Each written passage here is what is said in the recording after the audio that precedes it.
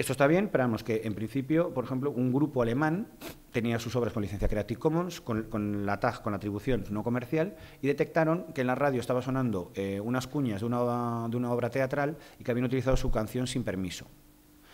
Entonces, eso evidentemente ellos consideraron que era un uso comercial de su obra, entonces cogieron y demandaron a la compañía de teatro porque los querían pagar por su obra. Decían, no, si vuestra obra es copyleft. Dice, ya, nuestra obra es copyleft, pero estáis utilizando nuestro permiso y encima con un fin comercial, como es promocionar vuestra obra teatral.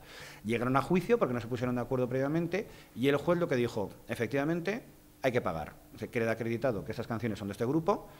El licenciar con las licencias copyleft, efectivamente, tiene toda la validez legal del mundo, tienen ustedes que pagar, pero el juez, que debía estar especialmente enterado o especialmente bien asesorado, dice, lo que no me queda claro es cómo un grupo que licencia con copyleft pide 3 veces más de lo que se suele pagar por un uso de una cuña publicitaria en radio, alegando daño moral y no sé qué, no sé cuántos. Entonces, incluso creo que el juez hacía algunas disquisiciones sobre el rollo de lo anticapitalista, que eso no la filosofía del copyleft y las Creative Commons. Él dijo, no, y es efectivamente, la compañía de teatro tiene que pagaros, pero tiene que pagaros a lo que más o menos se estima que es precio de mercado por utilizar una cuña publicitaria en radio.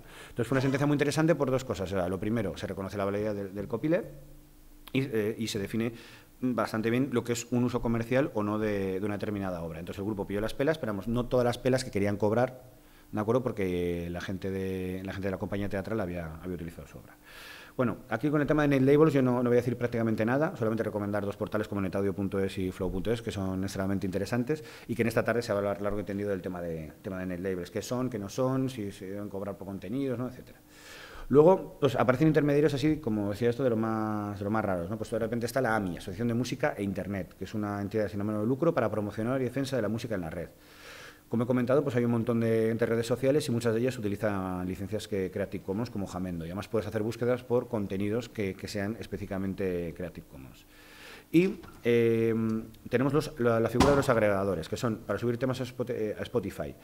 Tú en Spotify, si te has autoeditado, ¿no os acordáis? Normalmente, cuando todavía se fabricaban y se vendían discos, había muchos grupos que optaban por la autoedición. Y entonces esto te generó un problema, que era cuando tú te autoeditabas, cuando intentabas hablar con las distribuidoras para firmar y que te distribuyeran tu disco, te decían, no te lo voy a distribuir, porque te has autoeditado, no vas a gastar nada en promoción y el disco me lo voy a comer con patatas. Entonces, excepto honrosísimas excepciones de gente a lo mejor que sí que tenía un nombre, grupos que empezaban y se autoeditaban porque las compañías pasaban de ellos, luego tenían un problema muy gordo para dar salida a su obra.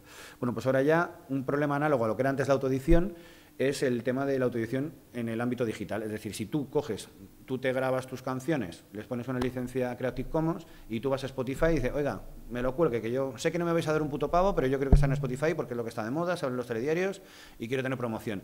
Y te dicen los de Spotify, no, dice, tienes que hacerlo a través de un agregador. Si no te lo ha sacado una compañía de discos al uso, tú no puedes entrar directamente. Entonces tienes que coger, hablar con el agregador, firmar con ellos. Y de esas pocas pelas que tú te vas a llevar porque tu obra está en Spotify, los agregadores meten la cuchara y se llevan un porcentaje. Por eso digo que los intermediarios no desaparecen, aparecen unos nuevos. Bueno, una cosa interesante el 30 de septiembre de este año, que es ACEM, el organismo que vela por la protección de derechos de autor en Francia, y YouTube llegaron a un acuerdo para garantizar la remuneración de los creadores cuyos vídeos explota la página web. Es decir, los fans los seguidores cuelgan tus vídeos en YouTube y YouTube pues que te pague algo, aunque no los hayas hecho tú, porque hay gente que sube ellos mismos sus vídeos a YouTube para hacer promoción, ¿no? Bueno, oye, resulta que yo soy de la compañía X y resulta que tengo estos artistas, tienen estos vídeos y la gente de motu propio ha cogido y los ha subido a YouTube. Yo no quiero pagar a YouTube para estar controlando quién ha subido estos contenidos y que los retiren. Y no quiero poner publicidad, no quiero hacer nada de esto. Pero, hombre, yo creo que si YouTube está teniendo un montón de visitas por estos artistas que son míos, pues, hombre, yo creo que algo me debería llevar, ¿no? Yo creo que es razonable, ¿no? La gente lo sube ahí y YouTube está llevando unos ingresos. Bueno, pues SACEM, el equivalente a la SGAE en Francia, de hecho YouTube que tiene que pagar un porcentaje por todos esos vídeos que están utilizando para que se remunere a los autores. Y además lo que es interesante porque SACEM cubre lo que es Francia, Luxemburgo y Mónaco. Y además lo han hecho con carácter retroactivo, es decir, de 2006 hasta el 2012 tienen que estar pagando una serie de cantidad de dineros a las compañías de discos francesas, en el que se ha detectado que ha habido gente que ha subido los vídeos a YouTube, que han estado ahí rulando, etcétera, entonces que habría que pagar un porcentaje, me imagino que será muy amplio, pero de los ingresos por publicidad que ha tenido YouTube, eso que también parece razonable, es decir, si la gente se mete a YouTube para ver los vídeos, esos vídeos tienen canciones que alguien ha compuesto, pues las personas que han compuesto esas canciones que algo les llegue. Hablamos siempre hablamos del copyleft, siempre damos charlas muy entusiastas sobre lo bueno que son o no las licencias libres, los nuevos modelos de negocio, etcétera. Y pues como antes comentaba en la intervención que hice previamente, ¿no? Es decir, la gente tiene que tener claro lo que supone salirse del circuito de editoriales musicales, compañías de discos, entidades de gestión, etcétera. Pero bueno, puntualmente sí que ha habido gente que se ha salido de ese circuito, de muy distintas maneras. Por ejemplo, uno de los primeros que lo hicieron fue en el grupo alemán que yo nunca sé cómo pronunciarlo, lo siento, el Stende Neubauten, está el Brixa Bargel y Peña así, son un grupo así, son tremendos. Y ellos, en un momento dado, se salieron del circuito de compañías de discos y entonces hicieron una cosa que se llama el Supporter Project, que era una especie como de suscripción.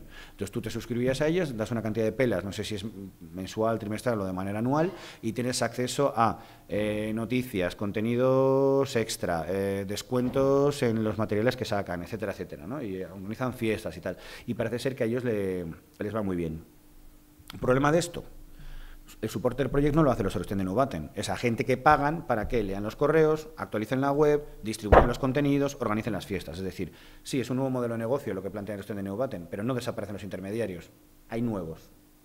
No sé si me explico, ¿de acuerdo? O sea, yo siempre, por eso, insisto mucho en eso, porque siempre se dice que Internet elimina los intermediarios, sino lo que hace es generar nuevos.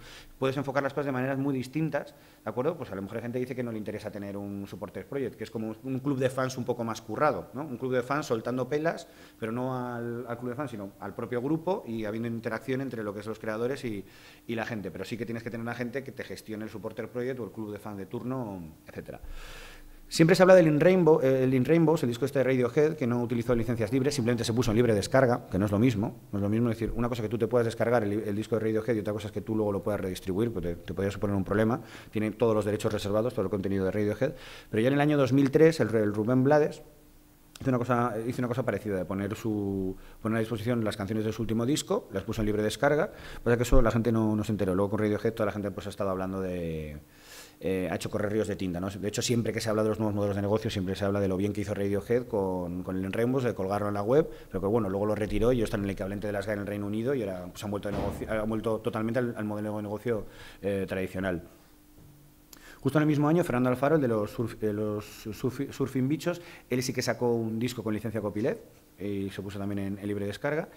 Y luego también está la gente, los raperos estos de Pan Bendito de Madrid, La Excepción, La Verdad Más Verdadera, que pusieron su disco en libre descarga, pero también lo mismo, es repertorio SGAE, es decir, no utilizó ningún tipo de licencia Creative Commons, ¿no? Recordemos que siempre que se habla de libre, libre no es gratuito, es decir, tú puedes ser una obra que tenga licencia copyleft, pero hay que pagar por ella, como lo comenté de Magnatune, es decir, oye, tú vas a utilizar una canción copyleft en la película, me tienes que pagar algo, ¿de acuerdo? Pero sí que, digamos, tiene una licencia copyleft o libre. Y luego hay cosas que son gratuitas, pero no son libres. Es decir, el repertorio de La Excepción o el repertorio de Radiohead o Rubén Blades, te lo puedes bajar gratis, pero no es libre. Es decir, en el disclaimer, en el anuncio que tiene de todos los derechos reservados, dice que tú no lo puedes colgar a una web P2P, no lo puedes compartir, etcétera. Es gratis, pero no puedes hacer nada con él. En cambio, hay otras obras que son copyleft, que hay que pagar algo por ellas, no sé si mucho o poco, hay que pagar algo, pero luego tienes libertad total para copiártela, redistribuirla, etc. Luego tenemos también a Nine Inch Nails, que tenía el Ghost 1.4 y The Sleep, que son canciones también con licencia, esto sí que es licencia Creative Commons, no comercial, y de hecho durante mucho tiempo le supuso un problema a Nine Inch Nails porque los agregadores no querían meter obras copyleft en Spotify, no se sabe por qué extraña razón. Entonces los de Nine Inch Nails tuvieron que presionar mucho para que al final los agregadores, es decir, los intermediarios entre Spotify o iTunes y todo esto, aceptaran que se podían poner obras o licencia copyleft tanto en Spotify como para su venta en iTunes. ¿Vale? Los agregadores no sé por qué no les gustaba el tema copyleft. Y llegamos al caso de Kerovia. Es un grupo de Iruña que decidió que en un momento dado dejar las GAE. Primero entraron en el entramado clásico, es decir, firmaron con un contrato con una editorial, aparte firmaron un contrato discográfico, registraron sus canciones en las GAE y empezaron a operar. Y en un momento dado decidieron salirse. Entonces, claro, eso ha generado un problema muy gordo, porque además decidieron salirse de las GAE, 3 de ellos, pero uno no. Entonces eso ya como complica más las cosas todavía. Entonces, ¿ahí qué hay? Está el repertorio de Kerovia, el repertorio SGAE, digamos, que firmaron en su momento, y ellos se han ido. Entonces, está el repertorio que tienen en las GAE, ellos como se han ido, ¿cómo cobran los derechos de autor que les corresponden por ese repertorio si ya no están? ¿De acuerdo? Porque no son socios, entonces como no son socios no pueden cobrarlo, pero ese dinero es suyo y esa obra va a seguir generando derechos de autor. Y además están las obras que ahora han licenciado con copyleft, ¿de acuerdo?, que no son repertorios GAE, pero que también generarían otros derechos. Es decir, hay un tomate ahí potente, ¿sabes? Porque claro, si fuera un grupo que desde el principio hubiese sido copyleft, a lo mejor las cosas son un poco más sencillas, pero no, ellos al principio estaban en las GAE y luego ya no están. Entonces, claro, tienen ahí un lío porque han sacado una trilogía copyleft y más cosas. Aquí lo resume la gente de Kerovia, ¿no? Pues habla de la primera parte de derechos de autor, que es la parte que tienen que es de las GAE, luego se han ido y tal. Entonces, eso es un problema, por eso antes lo comentaba, ¿no? Que decir, que si alguien se va a poner a licenciar con copyleft, que tenga las cosas muy claras, ¿de acuerdo? Es decir, vale, sí, yo a lo mejor estoy palmando pelas por lo que me viene a través de las entidades de gestión, ¿de acuerdo? Pero sí que estoy facilitando que mi obra se promocione mucho más. Pero claro, para eso hay que tener las cosas muy claras, porque de hecho es bastante habitual grupos que empiezan licenciando con copyleft y al momento que les hacen así con un cheque, rápidamente dicen, no, venga, firmamos aquí, firmamos con las GAE y tal. De hecho además eso las GAE lo tiene contemplado, es decir, que empezar a cobrar retroactivamente por lo que ha sacado, que gente que saca el disco, no lo registran en las GAE, ven que empiezan a vender, ven que empieza a sonar y lo registran y les pagan con efecto retroactivo, me parece que es con un máximo de 5 años. Entonces yo creo que sí que es muy positivo que se expliquen las licencias libres, que se explique qué es el copyleft, cómo funcionan las Creative Commons, pero que a la gente le quede claro, primero, las ventajas que te dan que te pueden dar a nivel promocional, pero luego también otras desventajas que a lo mejor sí que tienes que pueden tener a nivel económico, ¿no? Porque de repente dices, vale, sí, las de las GAE son unos cabrones, pero estos matados del local de al lado están en las GAE y les llega X pelas al año no sé qué, y nosotros que estamos fuera, de eso no nos llega nada. Claro, a lo mejor el otro grupo, pues yo qué sé, no sé si pueden tener más o menos conciertos por tener una licencia Creative Commons, por eso nunca lo vas a saber, tú nunca puedes tener la certeza. Es decir, por eso decía que no hay panaceas, no hay una certeza que tú vayas a tener más ventajas a corto y a medio plazo por utilizar licencias libres. A largo plazo, pues ya veremos. Lo que pasa es que sí que cada vez empieza a haber más grupos que empiezan a utilizar ese tipo de licencias, pero bueno, hay gente que se compara con lo que es el entramado clásico, que tiene un poder de atracción pues muy fuerte, ¿no? Si salís de ahí, pues es complicado. Nada, esto simplemente pues incidir un poco más en el modelo de negocio de Magnatune, ¿no? Es decir, que hay cosas que sí que funcionan utilizando licencias Creative Commons y es eso, que es distintos precios para el repertorio que hay en Magnatune para los distintos usos comerciales que se pueden hacer de una canción. Y ya, me he ido un poco así de hora, quedan 10 minutos para que tengamos debate, que yo creo que es más interesante. Que hoy por hoy el uso de Creative Commons es interesante para el tema de la difusión y promoción de tu obra. ¿De acuerdo? Si no te conocen, nadie te va a comprar tu disco ni nadie va a ir a tus conciertos. Entonces, el tema económico todavía, el tema de la remuneración es un tema todavía por definir, pero el uso de licencias libres, de licencias Creative Commons, facilita bastante que tu obra se promocione mucho más. Cada vez queda más claro que todas las sentencias judiciales apuntan a que las webs de enlaces a redes P2P y todo esto no son ilegales, no hay comunicación pública.